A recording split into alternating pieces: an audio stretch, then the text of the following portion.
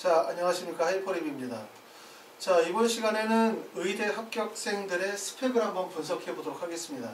지난 동영상에서 2019학년도와 2020학년도의 의대 입시 요강의 차이라든가 아니면 수시에서 정시로 이월되어진 학생들의 비율 등등등에 대한 자료를 말씀을 드렸고, 이번 시간에는 실제 합격한 학생들이 어느 정도의 스펙과 어느 정도의 내신 성적, 그리고 출신고등학교는 어떤 학생들이 원서 지원해서 어떻게 붙는지에 대한 부분들을 한번 자세히 설명드려 보도록 하겠습니다. 먼저 그 내용으로 가기 전에 기본적인 내용에 대한 부분을 먼저 이해해 보도록 하겠습니다. 자, 지난번에도 말씀을 드렸었지만 2019학년도와 2020학년도에 의대 전형률 모집 인원의 변화를 우리가 한번 살펴볼 필요가 있어요. 자, 가장 큰 특징은 뭐냐면 전년도에 학생부 교과의 모집 인원은 큰 차이가 없습니다. 715명으로 해서 24.8% 변화가 없고, 의대에서 가장 큰 변화가 있는 것은 결국은 학생부 종합전형이 72명 정도 종합전형의 인원이 늘었어요.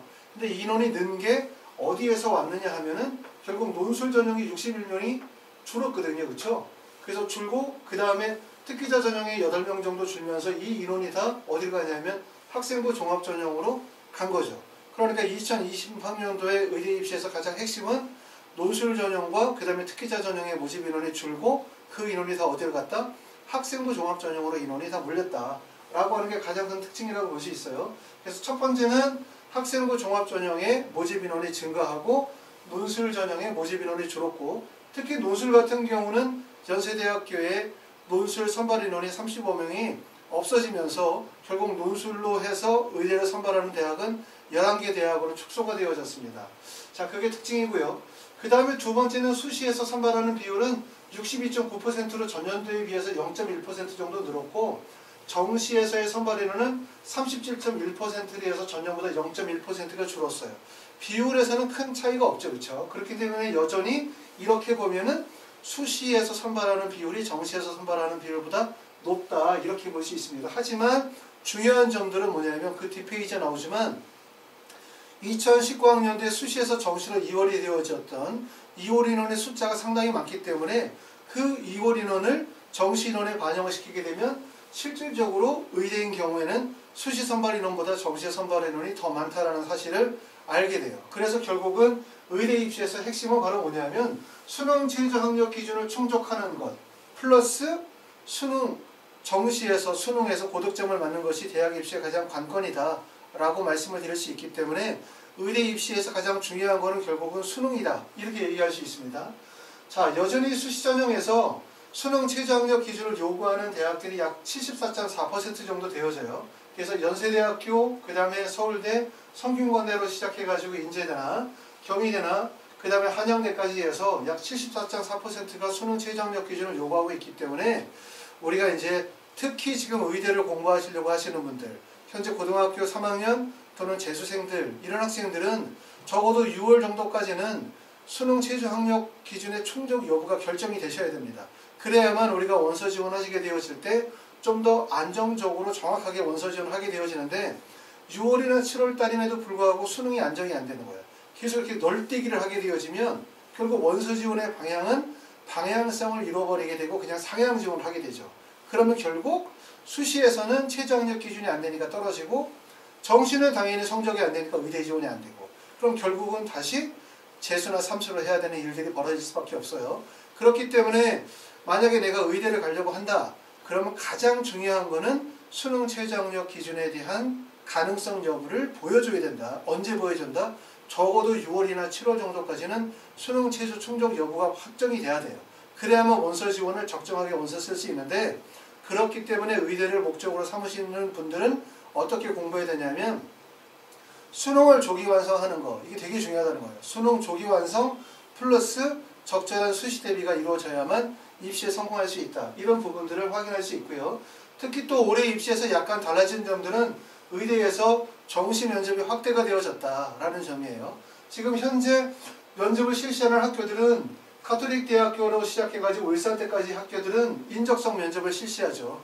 그러니까 의대 인적성 면접이라고 하는 것은 그냥 합격과 불합격의 적합성을 판단하는 면접이고, 실제 점수로는 반영이 되어지지 않는 면접이라고 할 수 있어요. 하지만 면접은 점수로 반영이 되든 점수로 반영이 되지 않든 대학에서 직접 면접을 본다라고 하는 것들은 상당히 의미가 크다고 할 수 있기 때문에 면접 준비 신경을 많이 쓰셔야 되고, 그리고 이제 카톨릭 관동대나 아주대나 조소대나 총복대는 실제 심층 면접이라고 해서 면접 점수가 정시 점수에 반영이 되어져요. 그러니까 위에 있는 대학보다는 조금 더 중요성이 크다, 이렇게 말씀을 드릴 수가 있습니다. 자, 그러면 그 다음에 수시에서 이월되는 인원은 얼마나 이월이 되어졌냐, 이거 보시면 지금 자, 서울대부터 시작해가지고 여기가 제주대까지 보면은 전체 2019학년도에 수시에서 2019학년도 정시에서 선발한 인원이 161명이었었어요. 여기 나와 있는 161명이라는 거는 농어촌 전형이나 사회배려 같은 전형들을 다 빼고 일반 전형과 지역교육 전형을 했었을 때 1061명이었었는데, 이 중에서 수시에 이월이 되어진 인원으로 인해서 이월 인원이 236명이었고, 그래서 결국 최종 정시 선발 인원은 1297명이 되어졌어요. 그러니까 전체 원래 우리가 정시에서 뽑기로 했었던 1061명에 236명이 더해지면서 결국 1297명이 됐기 때문에 약 정시 선발 인원이 20% 정도가 더 증가된 꼴이다. 그래서 아까 말씀드렸던 것처럼 위에서 봤었을 때는 우리가 수시에서 선발하는 인원이 정시 인원이 많은 것처럼 보이지만 2월 인원이 많이 발생이 되어지기 때문에 사실상 정시의 선발 인원이 더 높다라고 할 수 있다, 이거죠. 근데 2월 인원이 발생이 되어지는 이유는 바로 뭐냐? 이건 제가 자꾸 강조하지만 2월 인원이 발생되어지는 이유 중에 첫 번째 이유는 바로 뭐냐면 수능 최저 학력 기준 때문에 그러는 거예요. 첫 번째는 수능 최저 때문에 수능 최저 학력 기준을 미충족하는 학생들 있기 때문에 결국은 이거로 인해서 수시에서 정시로 이월되어지는 236명이라는 엄청난 숫자의 미충족 인원이 발생이 되어지는 거고요. 이게 첫 번째고, 두 번째로 우리가 수시에서 이렇게 미충족 인원이 발생이 되어지는 이유들은 뭐냐면 중복 합격으로 인한 거예요. 중복 합격. 학생들이 중복 합격을 하면서 다른 대학으로 이동을 하겠죠. 이동을 하게 되면서 일부 대학에 있어서는 정원을 채우지 못하는 사태가 벌어지는 거죠. 그리고 세 번째 이유는 또 뭐 때문에 그러냐면 수능 최저 학력 기준이 있기 때문에 수능 최저 학력 기준으로 인해서 합격생들 간에 결국 성적 편차가 발생이 되는 거예요. 성적 편차가. 수능 최저 학력 기준을 충족하는 학생과 수능 최저 학력 기준을 충족하지 못하는 학생들이 그 점수대에 섞이기 때문에 결국 학생들끼리의 점수 편차가 발생이 되고, 점수 편차가 발생이 되어지면 결국 이것을 대학에서 학생을 입학을 거부하게 되는 문제가 생기는 거죠. 그러니까 수시는 잘 아시는 것처럼 정원에 10명인데 10명 지원했다고 해서 다 뽑히는 게 아니거든요. 대학에서 볼 때 그 학생의 학업적인 능력이 대학에서 요구하는 정도의 학업 능력에 미치지 못한다고 판단이 되어지면 선발하지 않을 수도 있는 거예요. 그렇기 때문에 결국 수능 최저가 있고 수능 최저로 인해서 학생들 간의 성적 편차가 발생이 되고, 성적 편차가 발생이 되어지기 때문에 대학의 입장에서는 그 성적을 가진 학생들을 뽑지 않겠다라고 하는 거죠. 그렇기 때문에 결국은 여기서 이월 인원이 발생이 되어지는 이유다라고 볼 수 있어요. 다시 말씀드리면 우리가 이월 인원이 전년도에 236명이라는 인원이 발생이 되어졌는데, 그 이유는 첫 번째는 수능 최저 학력 기준이라는 조건 때문에 그렇다. 수능 최저는 미충족하는 학생들이 많다는 점이에요. 그렇기 때문에 결국은 이월 인원이 발생이 되고, 두 번째는 일부 학교들은 학생들이 수시에서 6개의 원서를 쓰고 나면 다른 대학교에 중복 합격을 하게 되고, 중복을 합격하면서 이동하게 되면서 결국은 미충족 인원이 발생이 되고요. 세 번째는 수능 최저 학력 기준으로 인해서 학생들 간의 성적 편차가 발생이 되고, 성적 편차가 발생이 되어지다 보니까 이것이 대학이 요구하는 정도의 학력을 충족시키지 못하는 문제가 발생된다는 거예요. 그래서 결론적으로 뭐냐면 수시는 우리가 생각할 때 단지 경쟁만을 생각하시면 안 돼요. 경쟁만을. 그러니까 정시는 그냥 무조건 경쟁 아닙니까? 어차피 대학에서 선발하는 게 아니라 우리가 그냥 인터넷으로 원서 접수하고 그러고 나면 그냥 다행히 컴퓨터가 돌아가면서 우수한 성적을 가진 학생들을 선발해 주는 거기 때문에 그냥 무조건 경쟁 선발인데, 수시라고 하는 거는 경쟁도 중요하지만 결국 제일 중요한 부분들은 적합성이라는 부분이 되게 중요하다는 거예요. 적합성. 그렇죠? 그러니까 경쟁에서 이겼다 해서 뽑히는 게 아니라 경쟁에서 이겨야 되기도 하지만 또 하나는 내가 해당 학과에 대한 적합성을 가지고 있어야 돼요. 그래야만 대학에서 학생을 뽑겠죠. 그렇죠? 그렇죠. 그렇기 때문에 여러분들이 꼭 고려하실 때 이런 점들을 꼭 이해하셔야 될 것 같다라는 얘기고요. 그 다음에 또 하나는 우리가 이제 수시 지원하시게 되어질 때 지금 보는 것처럼 부산대학교 17명, 그 다음에 전남대 9명, 그 다음에 전북대 19명이 그렇죠. 그 다음에 많이 이월이 발생이 된 학교는 카톨릭대학교도 무려 12명이나 발생이 되어졌고요. 고려대학교 16명, 그 다음에 원광대는 무려 44명 정도, 고신대는 23명, 그 다음에 계명교 12명, 이렇게 수시 이원 인원이 많이 발생이 되어졌는데, 우리가 2020학년도에도 수시 이원 인원은 이처럼 발생이 될 가능성이 되게 높아요.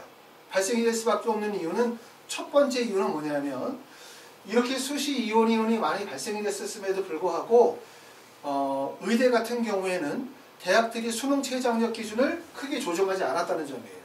치대 같은 경우들은 수시 이원 인원이 많이 발생이 되어진 학교들 같은 경우에 수시 이원 인원을 그 수능 최저학력 기준을 낮췄기 때문에 결과적으로 얘기하면 2020학년도에 수시 이원 인원이 줄어들 가능성이 높아요. 하지만 의대는 대부분의 학교들이 수능 최저학력 기준에 조정을 하지 않았기 때문에, 하향 조정 하지 않았기 때문에 이와 같은 인원이 2020년도에도 그대로 발생이 되어질 가능성을 많이 가지고 있다. 이 점을 먼저 꼭 알아셔야 되고, 두 번째는 수시 이원 인원이 이렇게 많이 발생이 되어지는 이유들 중에 하나는 대학의 나름대로 입시 전략이라고 할 수 있어요. 다시 말하면 수시에서 또 우수한 학생을 뽑고, 그러고 난 다음에 다시 정시를 옮겨서 정시에서 또 우수한 학생들을 뽑겠다고 하는 대학의 입시 전략들이 포함이 되어 수 있기 때문에 수시 원서 지원하시는 분들은 특히 수시 이원 인원이 많은 학교들의 원서 지원을 하게 될 때는 실제 수시에서 뽑게 되는 인원이 만약에 50명인데 정시로 이원된 인원이 19명이다. 그럼 그거를 같이 고려하셔야 돼요. 그럼 결과적으로 수시에서 뽑겠다는 인원이 서로 한 명과 다르지 않다는 거예요. 그렇죠? 그런 점들을 고려하시면서 이렇게 이원 인원이 많이 발생이 되어지는 학교들의 원서를 쓸 때는 모집 인원에 대한 부분들을 꼭 고려하셔야 되고, 물론 제일 중요한 거는 내가 뽑혀야 되는 거니까 내가 뽑히기 위해서 꼭 해야 되는 거는 이렇게 수시 이원 인원이 발생이 되어지는 사유를 주지 말아야 되겠죠. 다시 말해서 내가 반드시 뽑히도록 해야 되겠죠. 그러시려면 여러분이 하셔야 되는 게, 첫 번째는 뭐다? 수능 최저학력 기준을 갖춰야 되는 거고, 두 번째는 대학에서 나를 뽑아야 되는 적합성을 마련해 줘야 돼요. 그러려면 결국 적합성이라는 거는 교과 성적이고, 두 번째는 지원 학과에 대한 적합성이니까 의학과 관련해 되어진 적합성이라든가 본인이 가지고 있는 그 예비 의료인으로서의 소명감, 이런 것들을 갖추고 있어야만 대학에서 학생을 선발하겠죠. 그렇죠? 이런 점들을 우리가 생각해 보실 필요가 있습니다. 자, 다음으로는 자, 그러면 우리가 이제 만약에 여러분들이 의대에 원서를 쓴다. 그럼 어디에 원서를 쓰는 게 가장 적합하냐, 이 얘기예요. 물론 처음에 여기 나와 있는 것처럼 의대에서는 전형이 여러 가지가 있어요. 그렇죠? 학생부 교과 전형도 있고 학생부 종합 전형도 있고 논술 전형이 있어요. 물론 특기 전형이 있지만 그거는 뭐 연세대에 해당되는 일이고, 대부분 학생부 교과, 학생부 종합, 논술 전형 3개가 있고, 다시 학생부 교과와 학생부 종합 전형이 일반과 지역 전형으로 나눠지니까 크게 보면 3개, 그 다음에 좀 더 세부적으로 보면 5개의 전형이 있어요. 그렇죠? 자, 여기서 이제 3개의 전형을 한번 정리해 봅시다. 먼저 고려대를 예를 들면, 자, 무슨 얘기냐면 학생부 종합 전형이면서 수능 최저학력 기준을 가지고 있는 대학입니다. 자, 두 번째 학교는 학생부 종합 전형이면서 수능 최저가 없는 전형이에요. 그 다음에 세 번째 학교는 자, 학생부 교과 전형이면서 수능 최저학력 기준을 가지고 있는 학교고, 네 번째는 그냥 논술 전형이면서 수능 최저학력 기준이 있는 학교라고 할 수 있어요. 그렇죠? 물론 논술 전형이면서 수능 최저도 없는 학교도 있어요. 이 중에서 우리가 붙기가 가장 좋은 대학은 어디냐라고 하면, 결국은 대학 입시는 항상 하는 얘기지만 결국은 조건이 까다로워야 붙을 가능성이 높아지는 거예요. 조건이 까다롭다라고 하는 것은 이처럼 내신 성적, 높은 내신 성적을 요구하고, 그 다음에 수능 최저학력 기준을 요구하고, 그 다음에 교사 추천서를 요구하고, 학교장 추천을 요구하고, 이러면 결국은 붙을 수 있는 가능성이 높거든요. 단 내가 그 조건을 충족을 시키는다면. 그쵸? 자, 그럼 이제 하나씩 내용을 보면, 고려대학교 제가 얘기하려고 하는 거는 이 전형별로 봤었을 때 실질적으로 가면 실제 경쟁률은 어느 정도 되어지느냐, 이걸 좀 설명을 드리려고 합니다. 자, 고려대학교 일반 전형은 1단계에서 5배수를 선발하고요. 소리평가 100%, 2단계 70에 30인데 5배수를 두고 있는 이유는 뭐 때문에 그러는 거냐면 최저학력 기준이 높기 때문에, 최저학력 기준을 미충족하는 학생들이 많기 때문에 그러는 거예요. 그렇죠? 자, 그래서 모집 인원이 35명이었을 때 지원하는 인원이 484명이었습니다. 경쟁률은 13.83대 1이었어요. 최초 경쟁률은. 그런데 여기서 충족률을 보니까 이 충족률이 최저학력 기준의 충족률이 25%였어요. 121명이 충족을 했죠. 충족률이 상당히 떨어지죠. 4분의 1밖에 안 됩니다. 그러다 보니까 실질 경쟁률이 어떻게 떨어지냐면 2.98대 1로 떨어지게 돼요. 실제 경쟁률이. 자, 그리고 이걸 추가 합격자를 고려했었을 때, 충원된 추가 합격자를 고려했었을 때 어떻게 되어지냐면 전체적으로 봤었을 때는 이렇게 되는 거죠. 쭉 28명, 추가 합격자 28명이기 때문에 실질 경쟁률은 1.92대 1의 경쟁률이 나온다. 이런 얘기입니다. 다시 말하면 고려대학교 일반 전형은 학생부 종합전형 다단계 전형이고 수능 최저학력 기준이 비교적 높아요. 그렇죠? 4개 영역 등급 합의인데 과탐을 2개명을 반영한다는 거예요. 가장 높다고 할 수 있고 그렇기 때문에 실제 최저학력 기준을 충족하는 비율이 25% 정도밖에 안 나와요. 그렇죠? 그러니까 최초의 경쟁률은 13.83대 1이지만 실제 경쟁률을 따지게 되면 2.98대 1로 경쟁률이 떨어지게 되는 거죠. 그러니까 결국은 고려대 의대에 합격하는 비결은 결국은 뭐다? 수능 최저학력 기준을 충족하는 것이 되게 중요한 요소다. 이렇게 볼 수 있고 그리고 여기서 이 학교에서 다른 대학으로 추가 합격한 비율이 28명 정도 추가 합격이 됐거든요. 추가 합격된 인원까지 고려하게 되면 실질 경쟁률이 1.91대 1 정도로 경쟁률이 떨어지게 됩니다. 그렇기 때문에 고려대학교에 내가 만약에 일반 전형으로 의대를 원서를 쓰는데 내가 만약에 수능 최저학력 기준을 충족할 가능성이 높다고 한다면 이 정도로 가능성이 높아지는 거예요.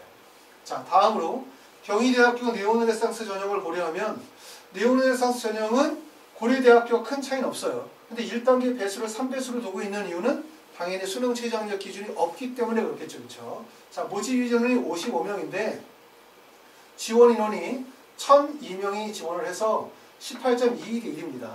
2대 경쟁률이 상당히 높죠. 자, 근데 수능 최저학력 기준이 없다 보니까 이 경쟁률이 바로 그대로 내려오죠. 그렇죠? 18.22대 1 경쟁률이 들어오고 그 다음에 충원율이 43명이었어요. 그러니까 55명 중에 43명 정도가 다른 대학으로 중복 합격을 했고 그 인원을 고려하게 되어지면 10.22대 1의 경쟁률이기 때문에 최종 경쟁률은 얘는 10.22대 1, 얘는 1.92대 1의 경쟁률이에요. 당연히 고려대학교가 합격 가능성이 높고 경희대는 지금 보는 것처럼 교사 추천서를 요구하지만 선택사항이기 때문에 경희대 같은 경우는 특목고나 과거나 영재고 학생들이 지원이 많이 이루어지죠. 그러다 보니까 합격생들 사이에 스펙트럼이 상당히 넓게 벌어질 수밖에 없습니다. 자, 두 번째는 됐고 세 번째는 경북대학교예요. 경북대학교는 학생부 교과 일반 전형이죠. 내신 성적이 좀 우수한 그 다음에 일반계 고등학교 학생들이 지원할 수 있는 전형인데 수능 최저학력 기준을 보면은 4개 영역 하이브 5인데 과탐이 한 과목이에요. 그러면 고려대학교에 비해서는 결국은 수능 최저학력 기준은 비교적 낮죠. 그러다 보니까 고려대학교는 높은 최저학력 기준을 보여주다 보니까 최저학력 기준을 충족한 비율이 25%인데 경북대학교 이런 경우는 한 35%에서 39%가 수능 체제를 충족을 해요. 그래서 전년도 데이터를 보니까 39% 충족을 했고 그러니까 최초의 경쟁률은 10.14대 1이었었지만 자, 최저학력 기준을 충족한 28명을 제외한 경쟁률을 보면 4.10대 1이 되고요. 그 다음에 학생부 교과 전형이다 보니까 이게 교과 반영 비율이 높다 보니까 결국은 위쪽 대학에 추가 합격할 가능성이 되게 높아지는 거죠. 그렇죠? 그러다 보니까 7명 지원했는데 추가 합격한 인원이 9명이 합격을 했어요. 그러다 보니까 이걸 반영을 시키게 되면 1.73대 75대 1입니다. 그렇죠? 그래서 이게 가장 높은 거죠. 그렇죠? 합격 가능성은 1번, 2번, 그 다음에 여기가 이제 3번 정도 되는 거죠. 그렇죠? 경쟁률을 고려했었을 때. 그 다음에 네 번째 논술 전형 같은 경우에는 경희대학교 논술 전형은 논술 70에 학생부 30이고 수능 최저가 3개 영역 등급 합이 5, 과탐 하나죠. 그렇죠? 경북대보다는 다소 낮은 정도 되는 거예요. 최저학력의 요구 기준이 경북대보다 조금 더 낮다 이렇게 볼 수 있는데 여기서는 최저학력 기준의 충족 비율이 35% 정도 됩니다. 35%. 그러다 보니까 22명 뽑는데 지원 인원이 무려 2,331명, 경쟁률이 105.95대 1이에요. 그렇죠? 근데 여기서 최저학력 기준을 충족한 인원을 빼고 고려하면 37.09대 1입니다.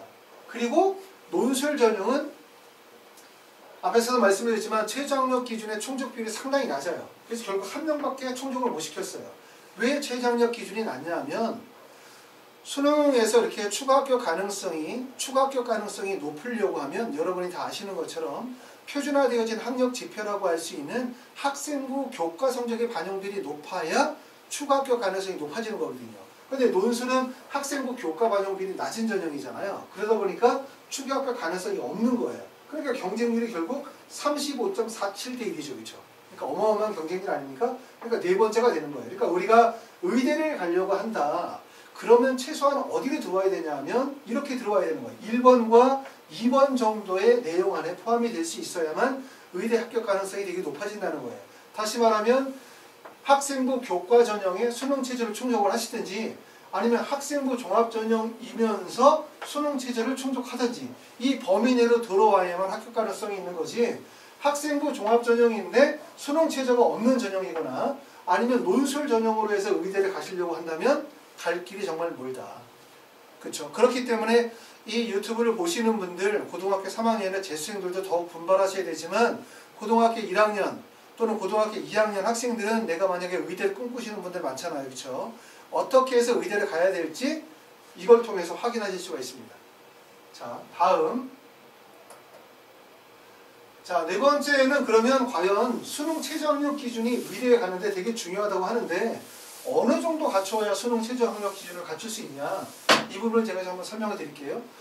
수능 최저 학력 기준을 요구하는 학교는 현재 74.4% 정도가 수시에서 요구를 합니다. 의대인 경우에는 아까 말씀드렸던 것처럼 수능 최저 학력 기준이 높아요. 의대는 보통 4개 영역, 합의 5에 과탐 2. 이 정도 되어지면 일반적으로 최저 학력 기준을 충족하는 비율이 25% 정도. 그러니까 충족 비율이 보통 한 25%에서 많으면 35% 정도만 수능 최저 학력 기준을 충족시킬 수 있어요. 대부분의 학생들이 안 된다는 거죠. 그렇죠? 그래서 수능 최저 학력 기준이 중요한데 예를 들어 고려대학교의 일반 전형이 아니면 중앙대학교 논술 전형의 최저 학력 기준의 충족은 고려대학교는 4개 영역 등급 합이 5 이내에 한국사가 4등급인데 여기다가 과학이 2과목의 평균이에요. 높죠. 자, 그러면 예를 들어서 국어, 수학 내가 선택한 과목이 국어와 수리가형, 화원, 생원을 선택했다. 그렇죠? 하나, 둘, 3개 영역. 이 3개 영역에서 만점을 맞는 게 아니라 그냥 1등급만 맞는 거예요. 딱 1등급. 그럼 몇 점 맞냐면 올해 같은 경우는 국어가 많이 어렵기 때문에 2019학년도에 국어 1등급은 84점입니다. 84점. 그렇죠? 뭐 92, 94, 96 안 맞아도 돼. 그냥 1등급만 맞았다고 생각해보자. 그럼 1등급 맞으면 표현점수 132점이에요. 그 다음에 수리가형 1등급이 이번에 92점이었습니다. 자, 표현점수 126점이고 그 다음에 화학원은 47점이었어요. 그렇죠?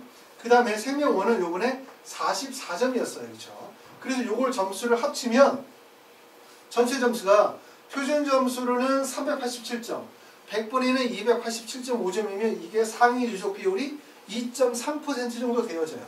389점 정도면은 자연계에서 어느 정도 대학을 갈 수 있냐면 연대나 고대의 상위학과를 갈 수 있다고 생각하시면 돼요.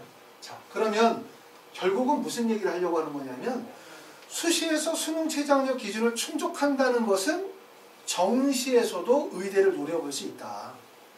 아니면 최소한 연대나 고대 상위학과나 서울대 하위학과를 노려볼 수 있는 점수대가 바로 수능 최저 학력 기준의 충족이다. 그러니까 의대 가는 거 어렵지 않다는 거예요. 간단히 생각하면 수능 최저 학력 기준을 수시에 충족하는 게 결국은 정시에서 의대를 가는 것과 연결되어져 있는 거고 수능 최저 학력 기준을 충족을 못한다 이러면 수시도 안 돼, 정시도 안 돼, 다 안 되는 거예요.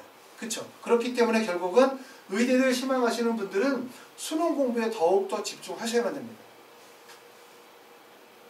자, 그러면 조금 전에 예를 들었던 것처럼 어떤 학생이 그냥 수능 최저 학력 기준을 충족을 시켰다.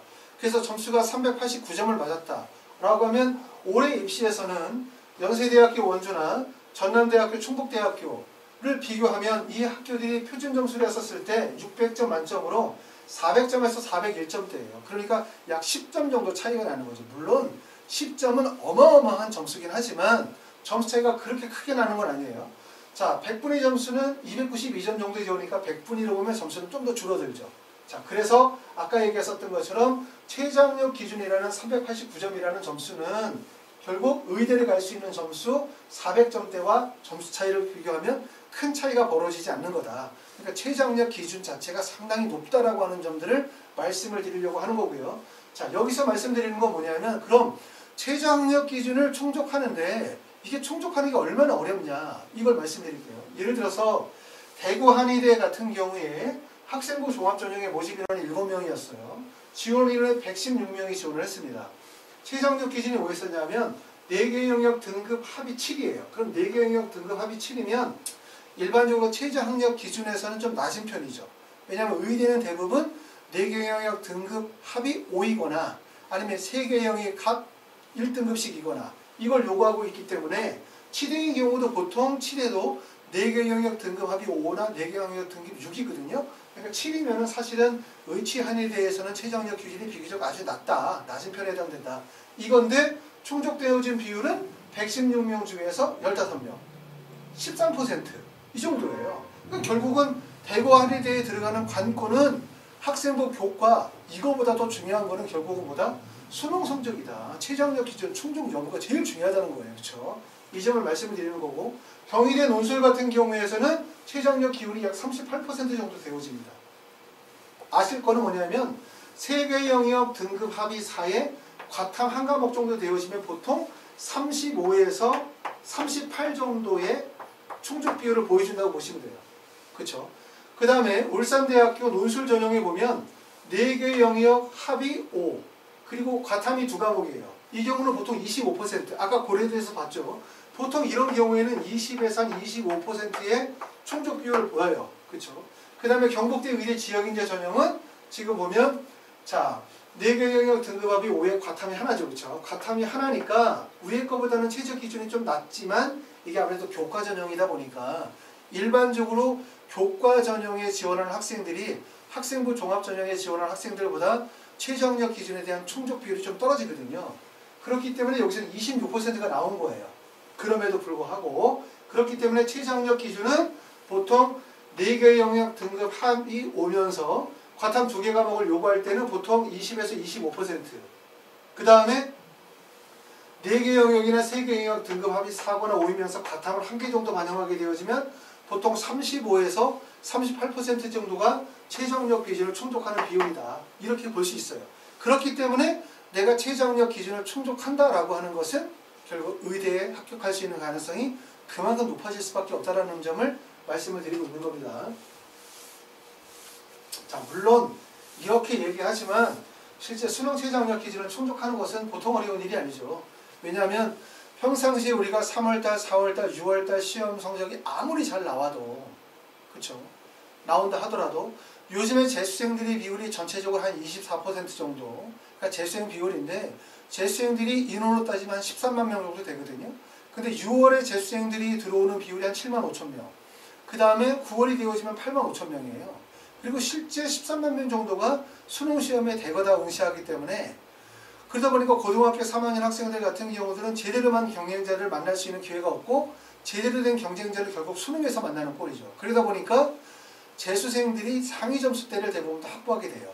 자, 대학에서 이 전체적인 서울권에 있는 대학들 중에서 재수생의 합격생들 중에서 재수생의 비율이 약 35% 정도 되어지고 그 다음에 서울에 있는 주요 대학들 중에서 재수생 비율이 한 50% 정도가 돼요. 그러면 의대, 치대 같은 경우는 재수생 비율이 더 높거든요. 그렇기 때문에 고등학교 3학년 학생들은 평상시에 성적이 아무리 잘 나와도 6월, 9월에 성적이 잘 나와도 실제 수능에 가게 되어지면 성적이 떨어질 가능성이 되게 높죠. 그러므로 수능 체제를 충족하지 못할 가능성이 되게 높다는 거예요. 그러니까 고등학교 3학년 학생들은 정말 지금서부터 6월 정도까지 공부를 완성하겠다는 마음으로 정말 각고의 노력을 하지 않으면 수능 최저학력 기준이라는 게 쉽지 않다는 점을 꼭 아실 필요가 있습니다. 자, 그러면 이제 합격생들이 과연 어떤 학생들이 붙느냐 이거 한번 생각해 봅시다. 물론 이게 전체 모든 대학의 합격생들을 다 점수 조사를 할 수가 없어요. 그렇기 때문에 각 대학마다 몇몇의 학생들을 뽑아서 이 학생들이 어떤 특징으로 붙는지에 대한 부분들을 설명을 드리다 보니까 일부 내용은 공감하실 수 있는 내용도 있고 일부는 본인들이 생각하는 것과 좀 다르다고 생각하시는 분들도 계실 것 같아요. 그런 점들을 조금 이해하시면서 받아주셨으면 좋겠습니다. 자, 먼저 서울대학교 지역균형 전형, 서울대 일반 전형, 서울대 일반 전형, 서울대의 일반 전형 2개와 그 다음에 지역균형 전형 하나를 우리가 꼽았어요. 자, 물론 여기 출신고등학교가 있는데 출신고등학교는 이제 구체적으로 어느 대학교 이렇게 하면 좀 더 문제가 있을 것 같아서 그냥 뭐 군산에 있는 일반계 고등학교, 강남에 있는 일반계, 울산에 있는 자사고 이렇게 이제 학교명을 구체적으로 사용하지는 않았습니다. 자, 보시면 뭐냐면 서울대학교 지역균형 전형 같은 경우는 수능 최저학력 기준이 있죠. 세계 영역 이상 2등급이었고 지원 인원이 30명 정도에서 모집 인원이 진원 인원이 147명 그리고 경쟁률이 4.90대 1이었었는데 군산의 일반계 고등학교 학생이 합격을 했어요. 근데 이 학생을 보면은 서울대 합격생이 전년도에 딱 한 명이 있었던 학교였었어요. 그렇죠? 학생이었고 학생의 성적은 1.006이었었어요. 내신 성적이 아주 우수한 거죠. 그러니까 서울대학교 지역균형 전형은 전형의 특성상 결국 지역균형 선발 전형이기 때문에 지역에 있는 일반계 고등학교들 학생들 중에서 내신 성적이 아주 우수하고 학업 능력이 우수하며 그 다음에 학생이 의대에 적합한 학생을 뽑겠죠. 그렇죠? 그렇기 때문에 이 학생이 선발이 되어진 거는 문제는 없어요. 그렇죠? 그리고 이 학생은 추가 대학으로 붙은 학교는 인지대학교에 붙었어요.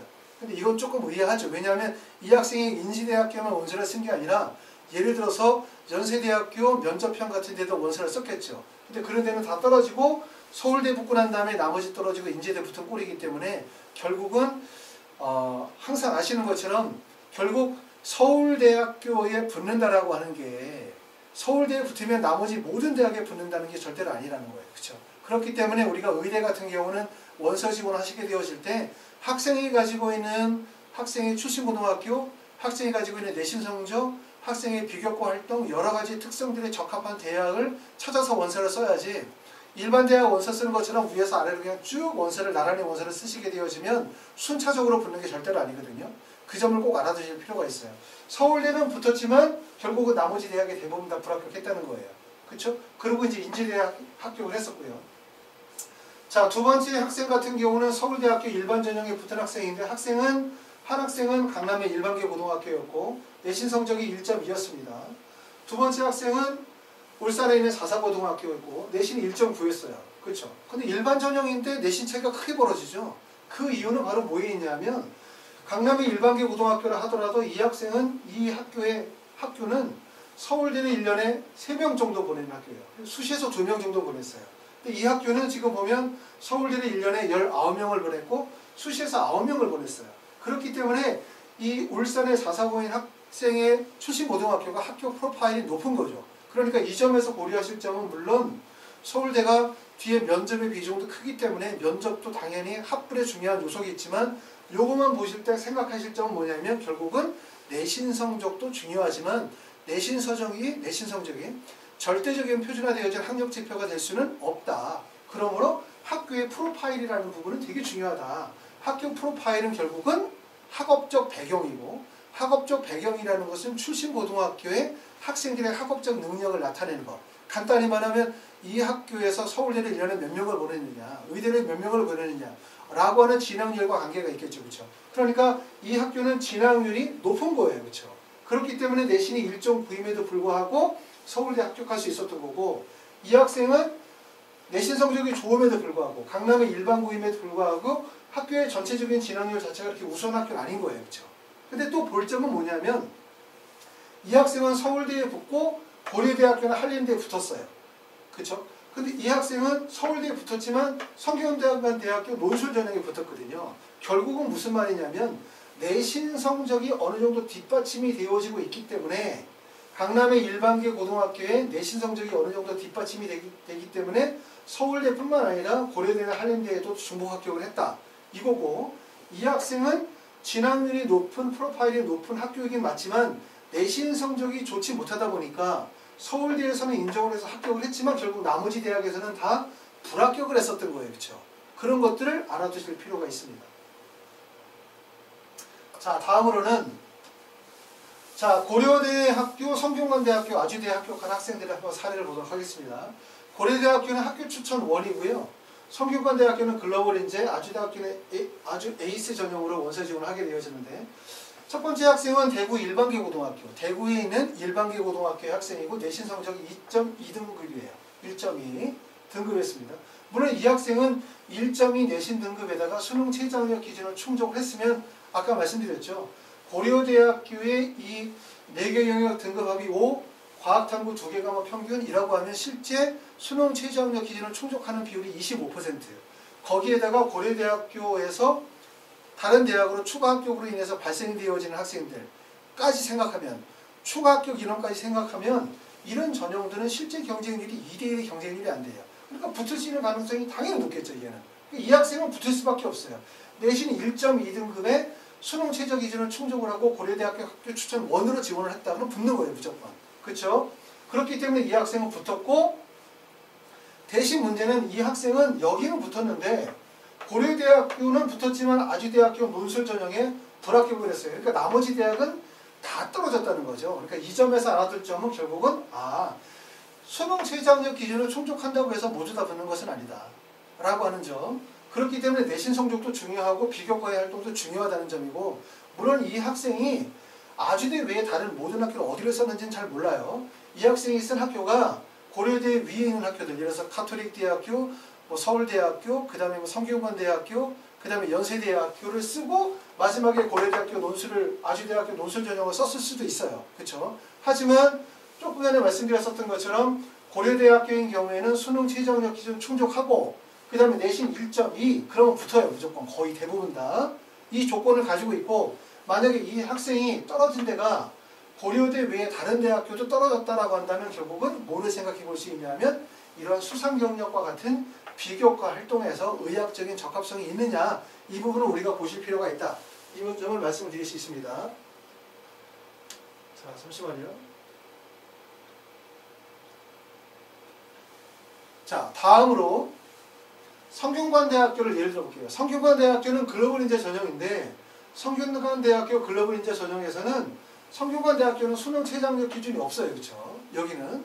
그러다 보니까 전주에 있는 자사고 학교는 전주에 있는 자사고 학생인데, 얘는 내신 등급이 2.2등급으로 성균관대학교 글로벌 인재 전형으로 의대 합격을 했어요.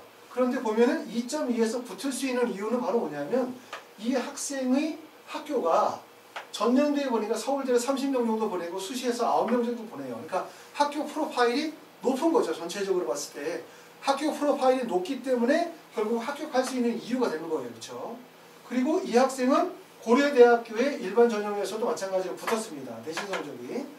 자, 그 다음에 아주대학교는 아주 에이스 전형으로 원서 지원한 학생인데 강남에 있는 자사고예요. 그렇죠? 강남의 자사고 학생인데 내신 성적이 1.5 정도의 등급이죠. 그러니까 이런 경우도 사실은 붙을 수 있는 가능성이 높죠. 아까도 말씀드린 것처럼 수능 최저학력 기준을 충족했어요. 근데 아주 에이스 전형을 보면은 고려대학교 내용과 똑같죠. 4개의 영역 등급 합의 5에 과학탐구 2개니까 수능 최저학력 기준 충족했지. 그럼 이런 경우들은 보통 몇 퍼센트? 25% 정도의 학생들이 수능 최저를 충족한다고 보니까 실제 경쟁률이 떨어지면 경쟁률이 2대1이 안 되는 경쟁률이에요. 거기다가 내신 등급이 1.5 정도의 내신 정적이라고 한다면 합격할 가능성이 높다. 그래서 이 학생은 한림대학교도 중복했었던 경우예요. 그러니까 이제 이렇게 보시면은 뭐 항상 앞에서도 얘기했지만 내가 의대에 갈 수 있는 방법은 결국은 수능 최저학력 기준을 충족하는 것. 그 다음에 두 번째는 내신 교과 성적을 확보하는 거죠. 물론 내신 교과 성적이라는 것은 일반계 고등학교에서 필요한 내신 성적이 있고, 그 다음에 자사고나 특목고에서 필요한 내신 성적의 기준이 있을 거예요. 그 기준을 충족하는 게 되게 중요하다고 말씀을 드릴 수가 있습니다. 자, 그러면 여기서 보면은 고려대학교에서는 고려대학교는 학교 추천 1과 학교 추천 2가 있어요. 이 학생은 학교 추천 1으로 지원했는데 고려대학교 학교 추천 1에 내신 평균 등급이 평균이 1.02예요. 평균이. 물론 이 학생은 1.2인데 충원율이 제로예요. 그렇죠?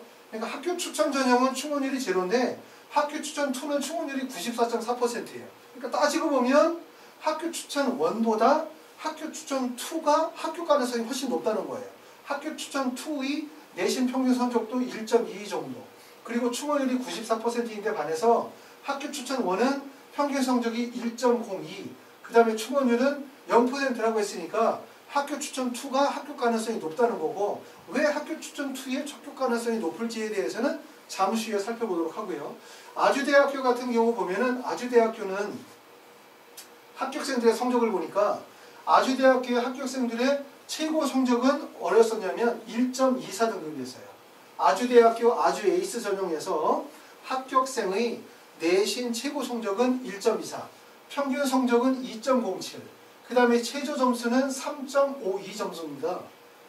그렇죠. 아무리 뭐 아주대학교를 하더라도 내신 성적의 최저 점수가 너무 낮죠. 그렇죠. 3.52 정도의 내신 성적이라고 하면 그냥 너도 나도 다 의대를 갈 수 있겠다 이렇게 생각을 할 수 있어요. 그렇죠.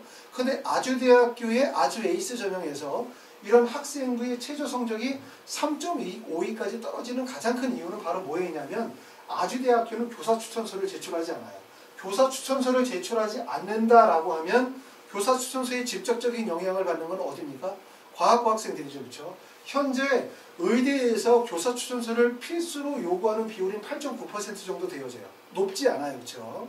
그래서 우리가 뭐 의대 학생들이 이렇게 과학고 학생들이 의대로 가는 것들에 대해서 여러 가지로 좀 막으려고 하는 제반 조치들이 있지만 실제 허울에 불과하다라고 하는 이유도 바로 여기에 있는 거죠.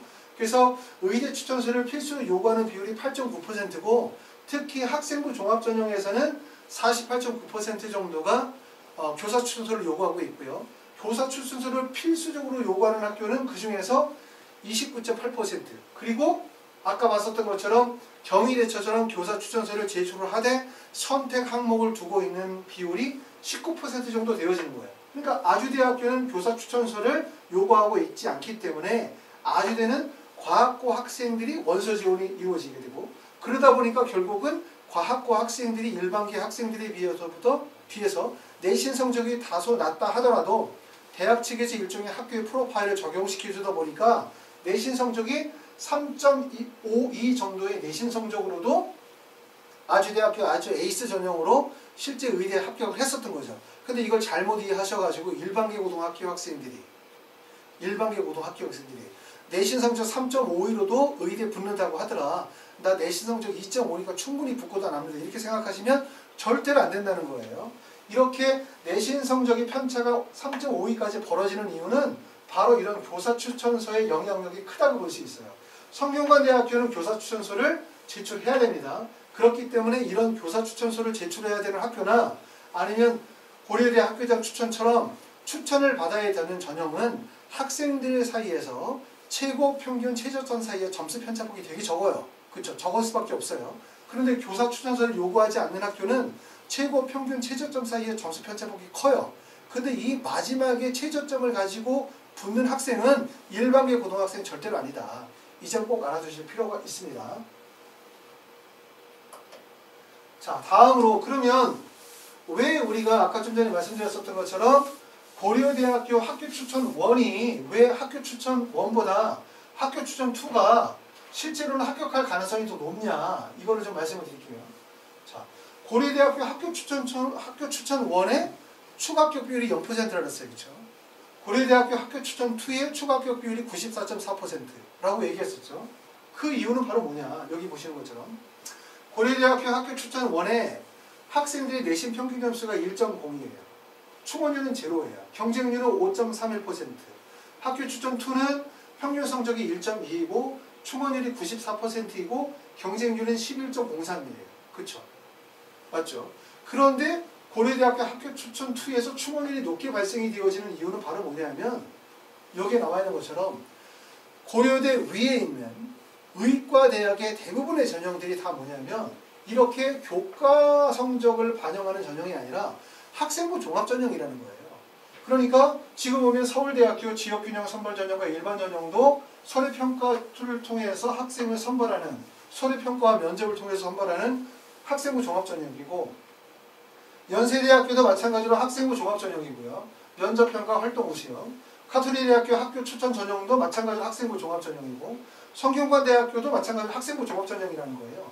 그러니까 이거에서 보여주는 거는 뭐냐면 학교에서 내신 성적만 좋아가지고 의대를 갈 수 있는 것은 한계가 있다 없다? 한계가 있다는 거예요. 그러니까 내신 성적만으로는 좋은 의대를 못 간다는 거예요. 그렇기 때문에 결과적으로 어떻게 되냐면 학교장 추천 2의 전형을 선택할 수 있는 학생들이 실제 합격 가능성이 훨씬 더 높다는 거죠. 그렇죠? 학교장 추천 1보다는 학교장 추천 2를 선택하는 학생들이, 그러니까 학교장 추천 2를 선택하려면 어떻게 해야 돼? 첫 번째는 수능 최저학력 기준을 충족할 수 있어야 되고, 두 번째는 교과 성적 좋아야 되고, 그 다음에 세 번째는 비교과 활동들, 그러니까 수상 영역이라든가 의학과 관련에 대한 적합성이라든가 동아리 활동이라든가 이런 뭐 세특이라든가 등등등의 학생부 기재관리가 충실하게 이루어져야만 결국은 학생부 종합전형에 적합하다는 점을 보여주고 있는 겁니다. 자, 다음으로는 자, 순천향대 그 다음에 한림대학교를 한번 비교해 보도록 할게요. 자, 순천향대학교에서는 학생부 교과전형과 학생부 종합전형이 있고 그 다음에 한림대학교는 학생부 종합전형이에요. 자, 보시면 이런 전형들이 붙기가 가장 좋다고 얘기했죠. 물론 이렇게 말은 하지만 쉽진 않아요. 그렇죠? 교과 성적이 순천향대학교의 교과 성적으로 가려고 하면 대부분 내신 성적이 1점대 초반의 내신 성적이니까 정규 1, 2등 하지 않으면 성적이 안 나올 거예요. 그렇죠? 순천향대학교 학생부 교과전형이면서 수능 최저학력 기준을 충족하는데 순천향대학교는 그렇게 높진 않죠. 4개의 영역 등급 합이 6이니까 고려대보다는 하나 정도 낮은 겁니다. 그렇죠? 이랬을 때 전북의 일반계 고등학교 학생이고 이 학교는 서울대 합격률이 0이에요. 이 학생은 내신 성적이 1.07이었죠. 그러니까 딱 맞는 거죠. 순천향대학교의 학생부 교과 일반 전형으로 지원하기에 가장 적합합니다. 그렇죠? 일반계 고등학교에 수능 체제를 충족하면서 내신 성적이 1.07이니까 학생부 교과 100% 전형에 적합한 전형이라고 볼 수 있어요. 그래서 이 학생은 순천향대학교에 합격을 하고 인제대학교에 합격을 했습니다. 그렇죠? 자, 순천향대학교 교과 일반 전형은 전년도의 내용을 보면 실제 충원자는 26명이 충원을 했어요. 그러니까 모집 인원이 21명 중에 추가 합격자가 26명이니까 상당히 높은 거죠. 추가 합격이 높게 발생이 되어지는 이유는 뭐라고 얘기했어요? 아까 얘기했던 것처럼 결국은 표준화되어진 학력 지표를 할 수 있는 학생부 교과 성적의 반영 비율이 높으면 충원율이 높은 거예요. 충원율이 높다는 것은 그만큼 내가 합격할 수 있는 가능성이 높아지는 거죠. 그렇죠? 문이 넓어지는 거니까. 평균 성적은 1.03, 상위 80%는 1.05라고 했어요. 이런 학교들은 순천향대는 아까 얘기했던 순천향대는 최고점과 최저점 사이에서 점수 편차폭이 크게 벌어질 수가 없어요. 그렇죠? 점수 편차가. 왜냐하면 여기서는 지금 조건을 다 갖추고 있기 때문에 학생부 교과 전형에 수능 체제를 가지고 있고 그 다음에 일반계 고등학교의 학생들이 일반적으로 지원하는 전형이다 보니까 결과적으로 학생의 점수 편차, 합격생들의 성적 편차가 크게 벌어질 수가 없는 전형에 해당이 된다 이렇게 볼 수 있고요. 순천향대는 지금 보면 학생부 일반 전형에서는 종합 전형에서는 수능 최저학력 기준이 없어요. 자, 대전에는 자사고 학생은 내신 성적 2.6등급인데 붙었어요. 붙을 수 있는 이유는 바로 뭐였었냐면 이 학교의 학교 프로파일이 서울대 진학률이 17명 중에서 수시 합격한 학생이 8명이 합격을 했어요. 그러니까 결국은 학교 프로파일이 되게 중요한 거죠. 내신 성적이 안 좋다 하더라도. 그리고 이 학생은 가천대학교에 같이 붙었어요. 학생부 종합전형에 보면 충원자가 3명입니다. 자, 학생부 교과전형은 26명이라 그랬죠. 크게 비교가 되죠. 충원율이 3명밖에 안 되는 이유, 17명 중에서 3명밖에 안 되는 이유는 뭐다? 좀 전에 얘기했었던 것처럼 결국은 교과의 반영 비율이 적기 때문에 추가 합격 가능성이 낮다는 거예요. 그리고 평균 점수는 1.74, 최고 점수가 1.03, 최저점은 4.74예요. 이것도 바로 왜 그러냐면 이 학교에 교사 추천서를 제출하지 않기 때문에 그러는 거예요. 결국 교사 추천서를 제출하지 않는다는 얘기는 특목고 학생들이나 과학고 학생들이 지원이 가능한 전형이라는 거고, 그러니까 이런 전형들은 일반계 고등학교 학생들에 맞는다 안 맞는다? 안 맞는다는 거예요. 그러니까 내가 예를 들어서 지방에 있는 일반계 고등학교 아니면 서울에 있는 일반계 고등학교 학생이라면 순천향대를 지원하시게 되어질 때 순천향대 학생부 교과 일반 전형으로 지원하셔야 되는 거고, 그리고 만약에 내가 수능 체제가 좀 어렵다.